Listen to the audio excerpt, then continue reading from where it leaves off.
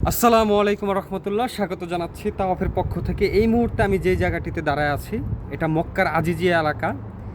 এখানে 1400-1500 বছর আগে থেকে জিনদের বসবাস।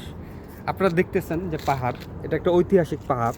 তো এই জিনদের বসবাস সম্পর্কে একটা বাস্তব অভিজ্ঞতা আমি আপনাদেরকে শেয়ার করব আমাদের রাব্বি ভাইয়ের কাছ থেকে। রাব্বি ভাই, আসসালামু আলাইকুম।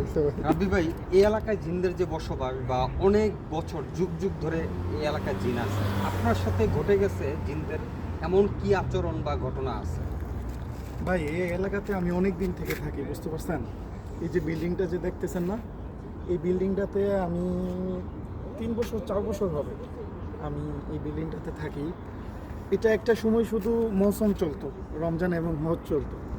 তো তখন হজের পরে বিল্ডিংটা যখন বন্ধ হয়ে যেত তখন আমি একলা থাকতাম বিল্ডিংটার ভিতরে, বুঝতে পারছেন? এই এলাকাতে যে জিন আছে এটা সত্য, কারণ আমার সাথে অনেক কিছুই ঘটে গেছে জিনদের সাথে। অনেক কিছু ঘটনার মাঝখানে আমার ছোট্ট একটা গল্প আমি আপনার কাছে শেয়ার করি। তো একবার রাত 3টার দিকে যখন একা থাকি তখন রাতে ঘুম হয় না, হয়তো দিনে ঘুমাই না, আমি রাতে ঘুমাই। তো রাতের 3টার দিকে যখন আমি উঠি, ওঠার পরে আমি যখন ওয়াশরুমে যাই, সেম ওয়াশরুমের বাইরে একটা বাচ্চা কান্না করতেছে। মানে এটা আমি প্রথমে ভাবছি আমার হয়তো কোনো জায়গায় ভুল হইতেছে বা কিছু একটা, কিন্তু এটা একবার না, দুইবার না, তিনবার না, 4-5বার এরকম একটা রিসেন্টলি কান্নার আওয়াজ আসতেছিল যখন আমি ওয়াশরুমে ছিলাম। তো তখন আমি যখন বেরোই ওয়াশরুম থেকে দেখি কেউ নাই, কাউকে পাই না। তো এরকম ছোট ছোট আরও অনেক ঘটনাই ঘটছে। যখন আমি ফ্লোরে যাই, তো আপনার ওই ময়লা যে ফেলে হাজিরা যখন থাকে, যে ময়লার ড্রামগুলো থাকে না, ময়লার ড্রামগুলো 4-5টা ড্রাম যখন একসাথে জমা করে রাইখা দিছি, তো রাইখা দিয়ে যেই ফ্লোরে রাখছে ওই ফ্লোর থেকে আমি উপরে ফ্লোরে চলে গেছি, গিয়ে দেখি ওই ময়লার ড্রামগুলো আমি যেটা নিচে রাখছি এটা উপরে চলে আসছে। এটা একটা কাকতালীয় ঘটনা। তবে জিন আছে এটা সত্য। তবে জিন কখনো কাউকে এখানে ক্ষতি করবে না এবং করেও না, কারণ মক্কার ভিতরে যত জিন আছে আলহামদুলিল্লাহ আমাদের মতো মুসলিম, তারা নামাজ পড়ে, তারা আল্লাহ রাসূল মানে এবং ভালো আলহামদুলিল্লাহ। এই এলাকার নামটা কি? মাহবাসাল জিন। আচ্ছা, মানে এলাকার নামই হচ্ছে জিন দিয়ে। হ্যাঁ, মাহবাসাল জিন। আর এখানে আমি একটা সময় খুব ভয় পাইতাম ভাই, বুঝছেন?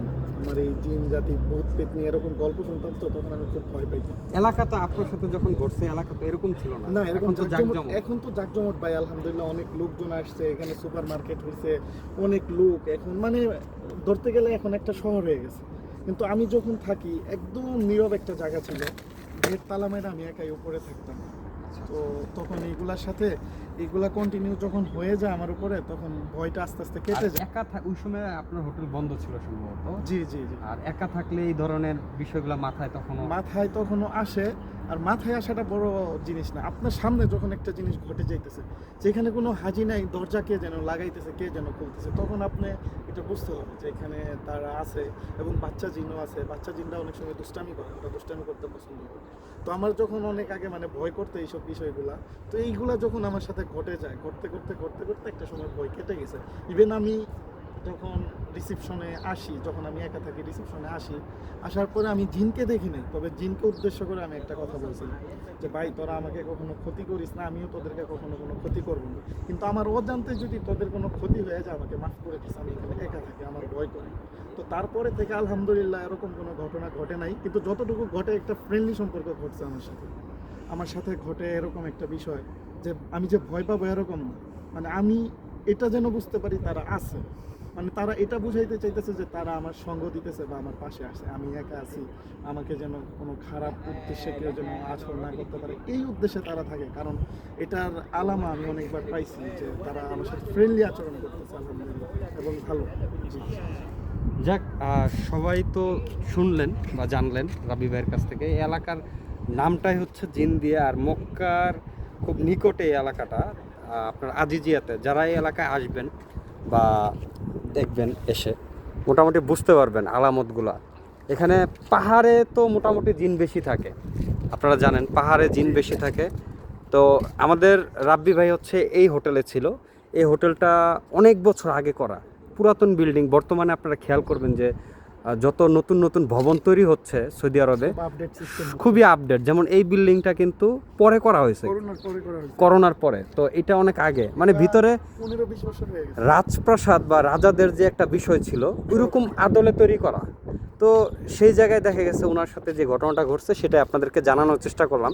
সবাই ভালো থাকবেন। ঘটনাটি যদি আপনাদের ভালো লাগে অবশ্যই কমেন্টে জানাবেন। আর এলাকায় যারা আসবেন, রাসূল সাল্লাল্লাহু আলাইহি সাল্লামের বাড়ির পাশেই বাবুসালাম বাস স্টেশন আছে, অথবা ক্লক টাওয়ারের সাথে 3 নম্বর হাম্মাম, সেখান থেকে ট্যাক্সি নিলে 5 রিয়াল ভাড়া দিলেই আপনি এলাকায় আসতে পারবেন, এলাকা দেখতে সামনে পারবেন। আবার কিন্তু মিনা আছে, হ্যাঁ, সামনে আবার মুজদালিফা মিনা, আছে। মুজদালিফা হাজিদের সব কাজ হচ্ছে এদিকে। এদিকে। হ্যাঁ হ্যাঁ, শয়তান যেখানে পাথর মারে সেটাও এদিকে। আচ্ছা আচ্ছা আর আচ্ছা। আমাদের যে হোটেলটা সেটা ছিল পয়েন্টে আর কি। এই যে- হজের শত কাজ এখানে। এইটা কি এটা? এটা হইছে রেল স্টেশন, এটা শুধু হজে চালু করে হাজিদের জন্য। আচ্ছা আচ্ছা আচ্ছা। জি, জি। তাহলে মোটামুটি মানে একটা দুর্দান্ত পয়েন্টে আমরা আছি। পয়েন্ট আছে, কিন্তু উমরার সময় এখানে একটু জাকজমট কম থাকে, বুঝতে যেহেতু হাজিদের চাহিদা থাকে হেরামের পাশে থাকার।